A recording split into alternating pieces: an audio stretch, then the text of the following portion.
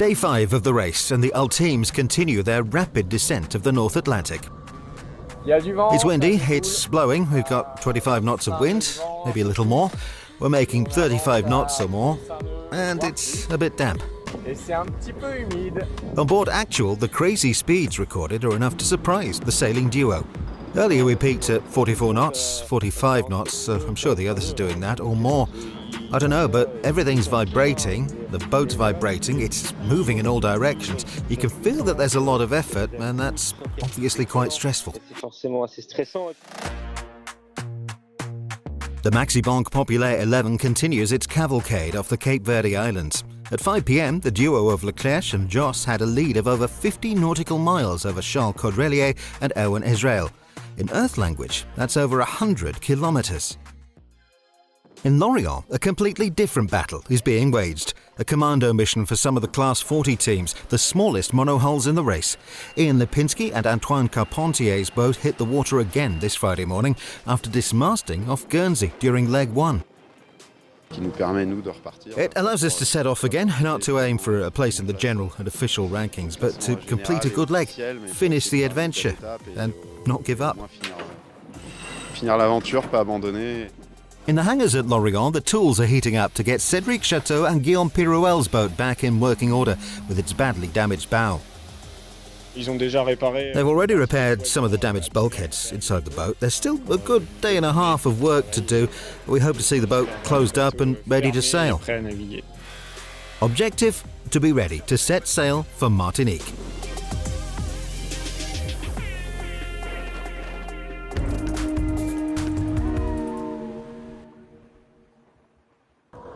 That was the latest daily report on the Transat Jacques Vabre.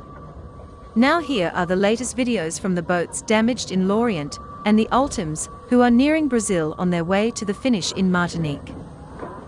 Ouais, mission commando, y a eu énormément d'énergie et de mobilisation de plein de gens qui nous ont aidés, et ce qui nous a permis à Cherbourg, on a été reçus incroyablement. On est arrivé le matin dématé à 19h le soir, et on avait un transporteur, le bateau d'équier, les grutiers qui sont restés plus longtemps, des autorisations pour circuler sur la route malgré la veille de jour férié, enfin voilà, tout un bazar. Et puis là, notre équipe qui a recommandé les pièces, parce qu'on avait un ancien mât, mais il fallait l'adapter. Le bateau navigue plus du tout avec la même quête, donc toutes les voiles sont taillées pour un certain degré de quête, et donc il fallait adapter l'ancien mât, refaire faire un étai. Là, il y a un étai qui était bloqué par la tempête à Cologne qui arrive, des pièces de Wishart qui arrivent de Clermont-Ferrand.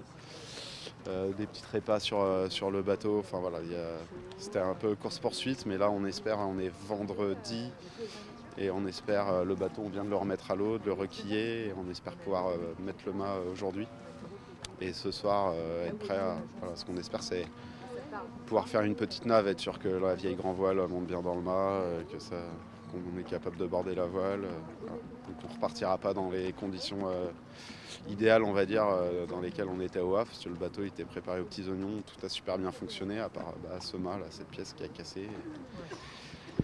Et voilà, c'est comme ça, mais bon, dans notre malheur, on a de la chance que la Jacques Vabre se fasse en 2 étapes, qu'il y ait cette escale à Lorient, et ce qui nous permet, nous, de repartir, pas pour viser, évidemment, une place au classement général et officiel, mais pour essayer de faire une belle étape et au moins finir l'aventure, pas abandonner. Et voilà. En plus, ça nous permet de ne pas ruminer avec Antoine, voilà, et de rester les bras ballants. Voilà, en fait, on a été dans l'action depuis le dématage, ça s'est pas arrêté, dans l'action, et ça permet de ne pas ressasser les idées noires et de regarder vers l'avant. Bah ouais, mais bon, malheureusement, moi, ça fait plusieurs grandes transats là, que ça se passe pas bien.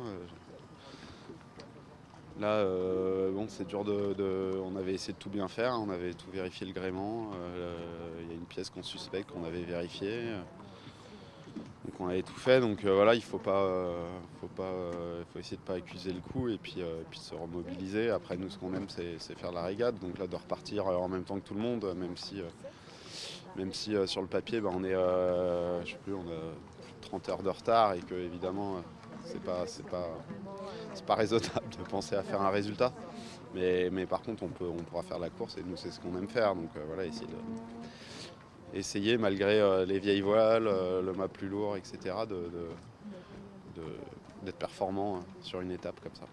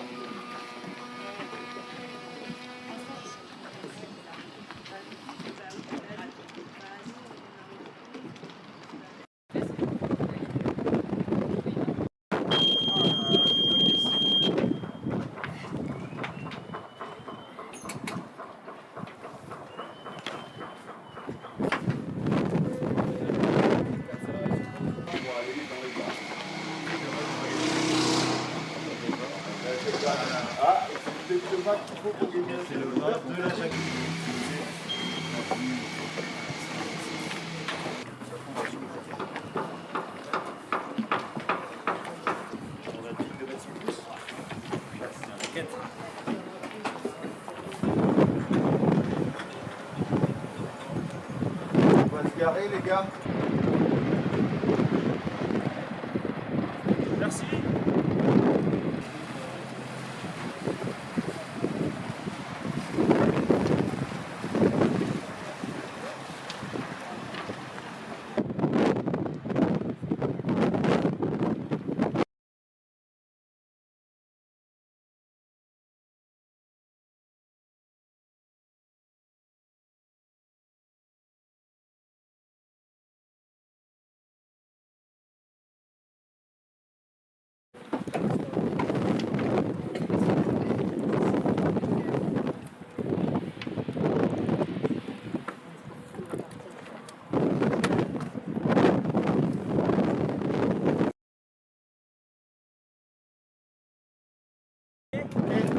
Non, c'est une question, hein.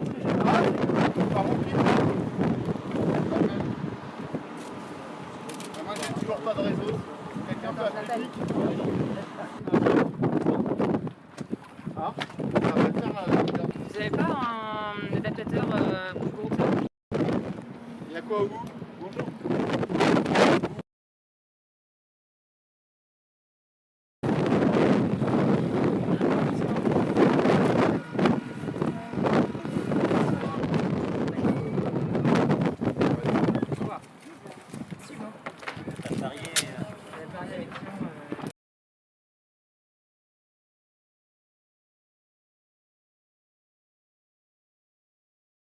Voilà, mission commando après le départ où ça s'est pas très bien passé pour nous. Voilà, maintenant c'est en train de bien se goupiller. Le plus compliqué c'était de réussir à ramener le bateau à Lorient rapidement. Voilà, mais mission réussie. Et puis depuis 2 jours, les gars sont à fond sur la réparation du bateau. Et puis nous on a géré tout ce qui est réclamation et demande de réparation avec le jury. Donc voilà, ça se goupille pas trop mal pour être au départ de la 2e étape et en tout cas ça fait plaisir de voir le bateau bientôt réparé. On a eu tout le côté, le quart avant du bateau et le fond de coque arraché et 2 cloisons qui ont pris un choc aussi. Donc dégâts assez importants. Heureusement, on n'a pas pris l'eau, on a pu rentrer au port directement et sortir le bateau. Et ouais, ça faisait un peu mal au cœur parce que on avait beaucoup travaillé les 3 semaines avant le départ pour que le bateau soit au top au départ. Et voilà, de le voir démater, déquiller le soir du départ, c'était un peu dur. Mais voilà, on a trouvé les ressources avec toute l'équipe et puis des équipes d'IMOCA aussi qui nous ont bien aidés à préparer le bateau pour le transport. Et voilà, maintenant c'est un nouveau départ. Alors non, ça va être mieux pour nous parce que notre demande de réparation est acceptée. Après, on ne sait pas exactement ce qu'on va avoir comme réparation, mais voilà, ce sera mieux que l'abandon et prendre 6 heures par rapport au temps du dernier. Donc voilà, nouveau départ et puis on est toujours dans la course et super content Enfin, on n'y est pas encore, mais on espère être au départ de la 2e étape vers la Martinique. Et les échéances, on espère que le bateau soit terminé de réparer samedi soir, demain soir. Et puis ensuite, dans la journée de dimanche, si les conditions le permettent, remettre à l'eau, remater, requiller. Voilà, et puis un départ rapidement après, on espère. Si on a l'occasion, c'est sûr qu'on aimerait faire une nave technique pour vérifier que tout est bon, que la réparation tient, que tout est bien remonté sur le bateau. Et puis, mais voilà, ça dépendra aussi des conditions et de quand est donné le nouveau départ.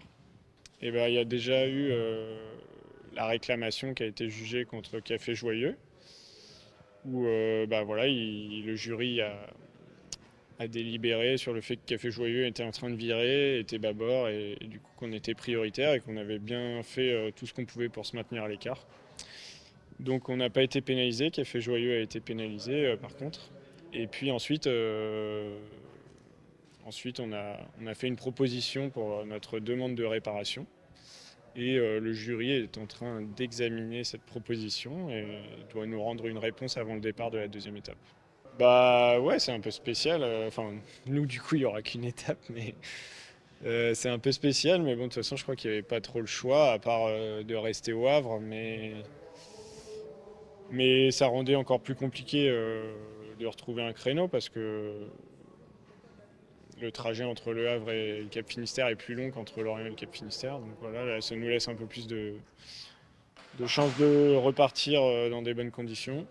Et voilà, je pense que c'était une belle étape. Malheureusement, on n'a pas pu la faire, mais je pense que c'était intéressant de voir comment se comportaient les classes 40 dans ces conditions.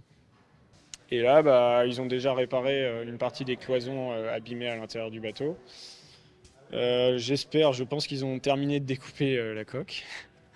Et bientôt, ils vont s'attaquer au greffage de la pièce qui a été réalisée dans le moule du bateau chez JPS à la Trinité. Donc voilà, encore une bonne journée et demie de travail et on espère voir le bateau fermé et prêt à naviguer.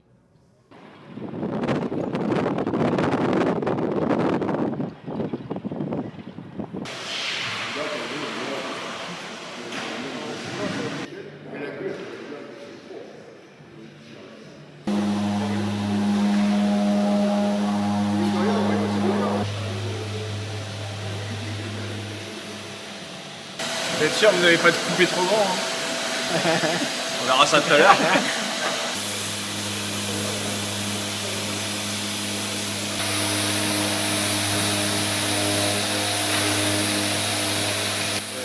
Ça c'est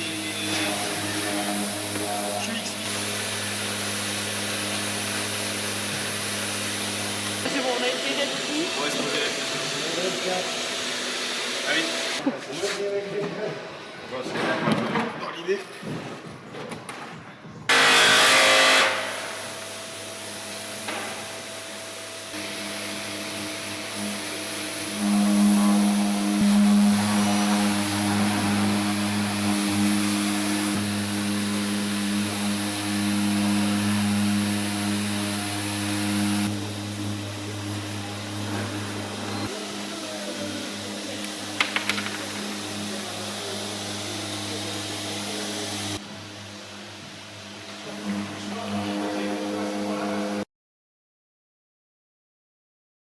After passing Madeira, out of a high-pressure ridge and speeding up in the trade winds yesterday, the 5 Ultims on the Transat Jacques Vabre race from Le Havre to Martinique are now into good weather with pleasant seas. The leaders are speeding south to the Cape Verde Islands, which they are expected to pass today. Armel Leclerc and Tom Leperche on Maxi Bank Populaire 11, which gained the lead yesterday off Madeira, is still in front, clocking up speeds of around 35 knots and extending their lead. In conditions that are ideal for higher speeds, the duos on are working hard to get the most out of their machines, which continue to impress everyone as they make their rapid passage down through the North Atlantic. In these trade winds, they can rely on the autopilot. The chase is on as they head towards the doldrums, which they should reach tomorrow on their way towards the islands of São Pedro and São Paulo, which lie almost exactly in the middle of the Atlantic on the axis between the any corner of Brazil and Sierra Leone in Africa. Ouais. Bien accéléré là. Le vent a pris un peu des tours là, on était un peu pas très rapide après Madère et là c'est reparti 18-20 nœuds d'alizé et tout de suite ça accélère bien. Je à... Je crois que ça passe dans les 42 de temps en temps. Ça va bien. Un beau sillage.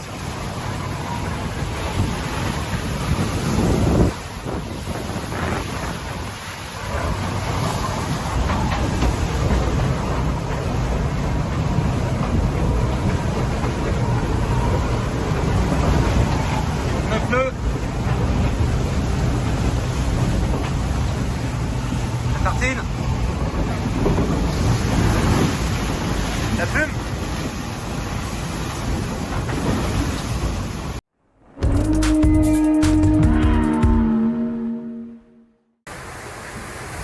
Voilà, le jour se lève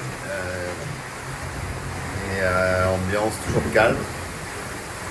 Il y a eu 2 options cette nuit, Van Pop qui est passé au nord de Madère et nous pour éviter le dévent.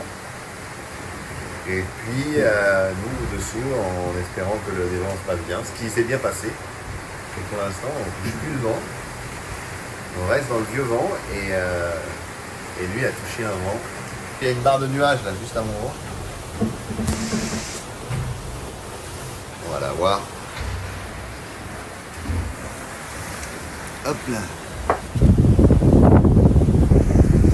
C'est ce truc là qui a l'air de prendre le vent. Et de l'autre côté il y a le vent d'Armel et ici on n'a pas de vent. Bon allez, bientôt ça va accélérer. Et puis la route est longue.